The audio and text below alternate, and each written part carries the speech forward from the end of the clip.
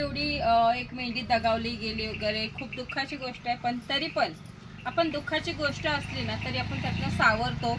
आणि एक आहे की आपण हकीकत म्हणजे आपला जो व्यवसाय आहे तो पारदर्शक आहे, त्यामुळे काय होतंय की आपण जी सांगतो हकीकत ती दुसऱ्यांना समजली पाहिजे। कशामुळे होते कशामुळे आता जर मी दडवून ठेवलं तर मात्र मग ते काय होईल की दुसऱ्याला माहीत पडणार नाही की हे कशामुळे होत असतं। यासाठी आपण सांगत असतो नेहमी, भले आपलं नुकसान झालं तरी चालेल पण मात्र त्यातनं मात्र आपलं कितीही नुकसान होते तरी पण सत्य सांगणं हे ह्या व्यवसायातलंच म्हणजे एक मोठी गोष्ट आहे की आपलं नुकसान झाले दुसऱ्याचं होऊ नये ह्यासाठी आपण सांगत असतो। तसंच एक डॉक्टर आहेत नाशिकचे समाधान काळे। आता बघा मी काय सांगते ते की इंस्टाग्रामवर आपले व्हिडिओ वगैरे बघतात, त्यामुळे काय होतं इंस्टाग्रामवर मात्र अकाउंटवर त्यांनी मेसेज टाकले आहे चाऱ्याबद्दल। आता माझे मिस्टर त्यांच्याशी बोलतात पण तरी सुद्धा आता हा व्यवसाय म्हणजे माझे मिस्टर आहेत हे त्यांना माहीतच नाहीये, तरी सुद्धा त्यांनी एवढा चांगली कमेंट मध्ये चाऱ्याबद्दल सांगितलेले आहे। तर तसं बघायला गेलं तर खूपच म्हणजे अशी चांगली कमेंट येतात जेव्हा चाऱ्याबद्दल वगैरे अनोळखी व्यक्ती असले तरी पण चाऱ्याबद्दल खूप चांगलं त्यांनी सांगितलेलं आहे। आणि माझे मिस्टर त्यांच्याशी बोलत असतात पण तरी सुद्धा त्यांना माहित नाही की जे समोरचे व्यक्ती बोलते त्याचाच हा सर्व जो आपला व्यवसाय आहे तो त्यांचाच आहे, म्हणून हे माहित नसताना सुद्धा त्यांनी एवढी चांगली कमेंट केलेली आहे। जेव्हा पण आपण असा चांगला व्यवसाय म्हणजे एकदम सरळ पद्धतीनं जसा पारदर्शक व्यवसाय करतो ना त्यावेळेला मात्र असे डॉक्टर असू दे किंवा ज्यांना माहिती आहे ना ती मात्र अशी जी व्यक्ती आहेत ते आपल्याला नक्कीच जेव्हा आपलं कधीतरी अडखळतं ना तेव्हा नक्कीच मदत करत असतात। आणि खूप सारी अशी लोक आहेत जी मदत करतात पण फक्त त्या वेळेलाच मदत करत असतात ज्या वेळेला आपण जो व्यवसाय करतोय तो व्यवस्थित पद्धतीने असतो। आणि तसंच बघायला गेलं तर ते जे समाधान काळे डॉक्टर आहेत ते मात्र कसं आहे माहितीये का, त्यांचा बियाणं आहे आपलं मार्वेलचं बियाणं वगैरे ते महाराष्ट्रात खूप जणांना त्यांनी पुरवलेलं आहे। त्यामुळे काय होतंय की आणि त्याला एक नक्की माहीतच नाही की माझे मिस्टर त्यांच्याशी बोलत असतात त्यावेळेला त्यांना माहित नाही की त्यांचाच हा व्यवसाय आहे म्हणून, पण तरी सुद्धा त्यांनी चाऱ्याबद्दल म्हणजे माझ्यापेक्षा कितीतरी पटीने त्यांनी खूप समजावून चाऱ्याबद्दल सांगितलेलं आहे। जर कोणाला मात्र पाहिजे असेल तर मी जे मेसेज केलेलं आहे ते फॉरवर्ड करू शकते किंवा समजा इंस्टाला तुम्ही स्वतः बघू शकता मेसेज वगैरे की कशी कमेंट केलेली आहे, त्यांनी काय काय त्याच्यात लिहिलेलं आहे प्रत्यक्षात। तर खूप अतिशय खूप सुंदर असं चाऱ्याबद्दल त्यांनी खूप चांगलं सांगितलेलं आहे। मजेशीर अशी गोष्ट आहे की आपले जे योगेश दादा आहेत त्यांचा जो आपला मेल आहे तो दुसऱ्या शेतकऱ्यांना आपण दिलेला आहे। तर कसं आहे ना त्यांना फोन करून आपण बोललेलं होतं की तुमचा ऑनलाईन पेमेंटचा जो अकाउंट नंबर आहे तो आपल्याला द्या। तर त्यांनी सांगितलेलं आहे माझ्याकडे ऑनलाईन पेमेंटचा अकाउंट नंबरच नाही, अकाउंटच नाहीये सांगितला। तर आम्ही समजून गेलेला ते बोललेत की तो तुमच्या अकाउंटला घ्या, जो आपला ऑनलाईन पेमेंट आहे तो तुमच्या अकाउंटला घ्या। त्यावेळेला आम्ही त्यांना सांगितलेलं की आमच्याकडे फिमेल विकायला नाहीयेत। त्यांनी काय सांगितलं माहितीये का, एक मोठा विश्वास असतो जसं आपण बँकेत पैसे ठेवतो ना विश्वासावर, तसाच त्यांचा विश्वास आहे। आणि आपण व्यवसाय जो करतोय तो त्याच प्रकारे व्यवसाय करत आहोत, कारण की आपण कोणाचा विश्वास आजपर्यंत तोडला नाही, ह्याच्या पुढेही तोडणार नाहीये। त्यामुळे त्यांनी विश्वासाने सांगितलं की तो पेमेंट आता तुमच्या अकाउंटला घ्या, कधी जेव्हा अवेलेबल होईल ना त्यावेळेला मात्र तुम्ही आम्हाला फिमेल द्या तरी चालेल, आता नाही दिला तरी चालेल पण नंतर मात्र कधी पण द्या। मग ह्या विश्वासावर आधीच त्यांनी बोललेलं आहे की ते पेमेंट तुमच्याकडेच असू द्या। झालंय की आपण जसं मनसरवाले दादांना फिमेल दिलेले आहेत, चाकणच्या दादांना फिमेल दिलेले आहेत, ते मात्र काय होतंय की त्यांचे जे व्हिडिओ वगैरे होते तसंच पुण्यातले दादा आहेत त्यांनी मागितलेले होते ते व्हिडिओ, आणि सोलापूरचे दादा आहेत त्यांनीही व्हिडिओ मागितलेले होते। तर आपण त्यांना व्हिडिओ पाठवलेले आहेत, म्हणजे ज्या शेतकऱ्याने आपल्याला नंबर सहित व्हिडिओ वगैरे पाठवलेले होते ते नंबर वगैरे तसेच ठेवून आपण त्यांना ते व्हिडिओ पाठवलेले आहेत। तर आज जसं त्या पुण्यातल्या दादांचा फोन आलेला की काहीही करून तुम्ही मला कमीत कमी 5 तरी फिमेल वगैरे मेल फिमेल असं द्या म्हणून। तर आम्ही सांगितलेलं आहे जेव्हा जेव्हा अवेलेबल होईल, जसं अवेलेबल होईल तसं दिलं जातील। आणि एवढं आहे काही शेतकरी असे सुद्धा बोलत आहेत की तुम्ही पहिला म्हणजे ॲडव्हान्स घ्या आणि मग नंतर दिला तरी चालेल। तर कसं आहे ना ॲडव्हान्स वगैरे असं घ्यायची काहीही गरज नाहीये। ज्या वेळेला मात्र तुम्ही आमच्याकडे अवेलेबल होईल त्यावेळेला म्हणजे कुठल्याही शेतकऱ्यांकडे असू दे त्यावेळेला तुम्ही त्या शेतकऱ्यांकडे जा, पूर्ण पेमेंट करा त्या शेतकऱ्यांचा आणि तुम्ही तिथून घेऊन जाऊ शकता. ॲडव्हान्स वगैरे द्यायची गरज नाही. पण मात्र नेतीवेली ज्या शेतकऱ्यांकडे नेताय, ज्या शेतकऱ्यांकडून नेताय ना, त्या शेतकऱ्यांचा पेमेंट पूर्ण करा.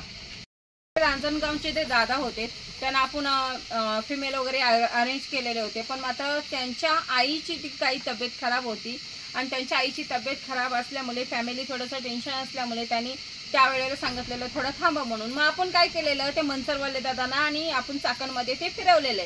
पण आता त्यांनी फोन केलेला आहे की थोडंसं फॅमिली प्रॉब्लेम असल्यामुळे मला ॲडजस्ट करता नाही आलं, तर मी पहिला आता म्हणजे पहिलं तुम्हाला थोडंसं पेमेंट देतो आणि मग नंतर जेव्हा होतील तेव्हा न्या. तर आम्ही त्यांना सांगितलेलं आहे तसं काहीही करू नका, तुम्ही ॲडव्हान्स वगैरे द्यायची काहीही गरज नाही आहे.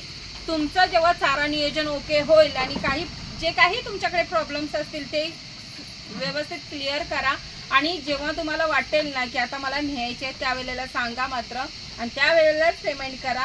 मात्र तवसर काळजी घ्या, चारा वगैरे नियोजन ठेवा आणि मग ह्या इथनं प्राणी त्यावेळेला तुम्हाला अवेलेबल केले जातील आणि ह्या सर्व गोष्टी त्यावेळेलाच अवेलेबल होतात तुमच्याकडे. म्हणजे जसं आता तुमच्यासोबत जेवढी माणसं आहेत ती त्यावेळेलाच तुमच्यासोबत येतात. ज्या वेळेला आपण व्यवसाय मात्र पारदर्शक आणि विश्वासावर ठेवतो ना, त्यावेळेला आपण आजपर्यंत कोणाचा विश्वास तोडलेला नाही. त्यामुळे आजपर्यंत आपल्याकडे जेवढी व्यक्ती आलेली आहेत किंवा येणारी आहेत ही मात्र मन मोकळेपणाने येऊ शकतात. कारण की आपण तसा व्यवसायात मात्र तसा हेच ठेवलेला आहे की फेस ठेवलेला आहे की आपण समोरचे व्यक्ती येतील तेव्हा हसत आपण स्वागत करत असतो. म्हणजे खरं सगळं असतं, व्यवसायातला खरी माहिती सांगत असतो आणि एखादी शेतकऱ्यांचा जरी नंबर द्यायचा तर आपण पटकन देत असतो. त्यामुळे ह्याच्यात लपवा छपवी असं काहीच नाहीये. आणि असाच जर मात्र व्यवसाय प्रत्येकाने केला ना तर आपल्या व्यवसायात काही प्रॉब्लेम येणार नाही आणि जे आपल्याकडे येणारे ग्राहक आहेत ते पण विश्वासाने आपल्याकडे येतील. 2 दिवसाआधी एक कमेंट आलेली की त्यांनी सांगितलेलं जे 10,000 आपण विकतोय ती किंमत मात्र जास्त आहे आणि त्या मेसेजला रिप्लाय जे आपले जुळ्यातले आता झालेले आहे त्यातला आपण मेल दिलेला आहे. त्या दादानी मात्र त्या रिप्लाय दिलेला आहे. तर कसं आहे ना, त्यांनी सांगितलेलं आहे की मी एवढे सर्वीकडे बघितलं की इथे मात्र 20,000च्या खाली कोणच येत नव्हतं आणि जी आता इथं मला 10,000 भेटलेले आहे ते एकदम व्यवस्थित आहे आणि 1 रुपया न घेता माझी बुकिंग केलेली आहे.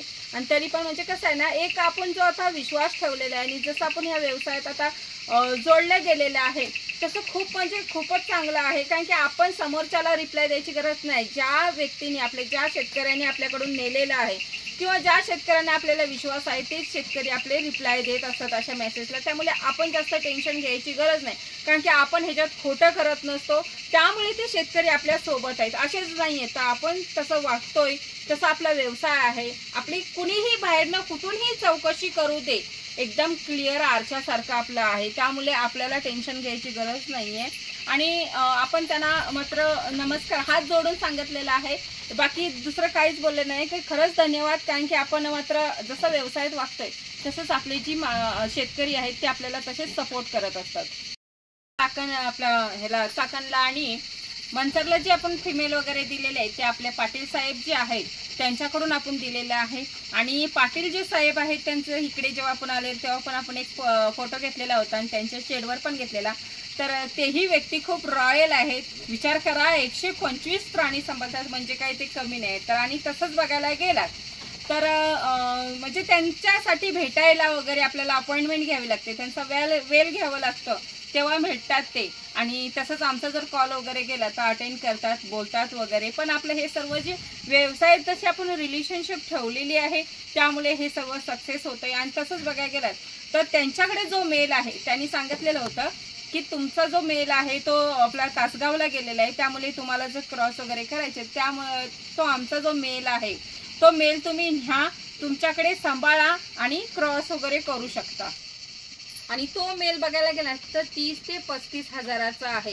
विचार करा, 30 ते 35 हजाराचा सहज कोण देऊ शकत नाही. त्यासाठी आपण म्हणजे एक व्यवसायामध्ये आपण सरळ मार्गावर असल्यामुळे आपल्याला हे सर्व जे आहेत शेतकरी वगैरे ते मदत करत असतात. मग त्यासाठीच त्यांनी सांगितलेलं आहे. तर आम्ही त्यांना म्हणलेलं आहे की आमच्यासाठी एक 1 टाइम ब्रीडिंग निघेल असं आपल्याला द्या मेल. तर त्यांनी सांगितलेलं आहे एक ब्रीडिंगसाठीच नाही तर 3 महिने तुमच्याकडे ठेवा, 3-4 महिने तुमच्याकडेच ठेवा मेल, काही प्रॉब्लेम येत नाही. मग ह्यासाठीच आपण जो विश्वास जिंकतो ना, तो व्यवसायातनं आपण विश्वास तसा जिंकलेला आहे, त्यावेळेलाच आपल्यासोबत हे होत असतं. आणि खरंच धन्यवाद पाटील साहेब, तुम्ही असं समोरनं सांगितलेलं आहे, त्यामुळे आम्ही नक्कीच आणणार आहोत. आणि आम्ही जो तुमचा मेल आहे त्याची ही एक ब्रीडिंग तर नक्कीच काढणार आहोत. तसंच भरपूर असे शेतकरी आहेत, पण आता एकाच व्हिडिओत सांगत नाही, व्हिडिओ लॉंग होतो, त्यामुळे प्रत्येक व्हिडिओमध्ये नक्कीच तुमची माहिती सांगितली जाईल. तसेच संगमेश्वरचे जे दादा आहेत तेही मेसेज वगैरे करत असतात, तर ज्या वेळेला मात्र अवेलेबल होईल त्या वेळेला तुमचाही विचार केला जाईल आणि तुम्हाला नक्कीच आम्ही सांगू. त्यामुळे तुम्हीही म्हणजे असं टेन्शन वगैरे घेऊ नका की भेटेल की नाही, तर असं टेन्शन घेऊ नका. आणि हे व्यक्ती जे आपण आपल्याला आता विचार करतात की आपण हे एवढे शेतकरी सपोर्टला वगैरे आहेत, हे त्या वेळेलाच होतं ज्या वेळेला आपण व्यवसाय मात्र सरळ मार्गाने करतो ना. आणि प्रत्येकाने जर सरळ मार्गाने व्यवसाय केला तर तुमच्या मागे 100 नाही तर 1000ची पण टीम उभी राहू शकते. पण ही त्या वेळेला ज्या वेळेला आपण सरळ मार्गाने व्यवसाय केला तरच. आणि त्यामुळे तुम्हीच ठरवा की व्यवसाय करतेवेळी कसा करायचा आहे. आम्ही सांगून व्यवसाय करू शकत नाही.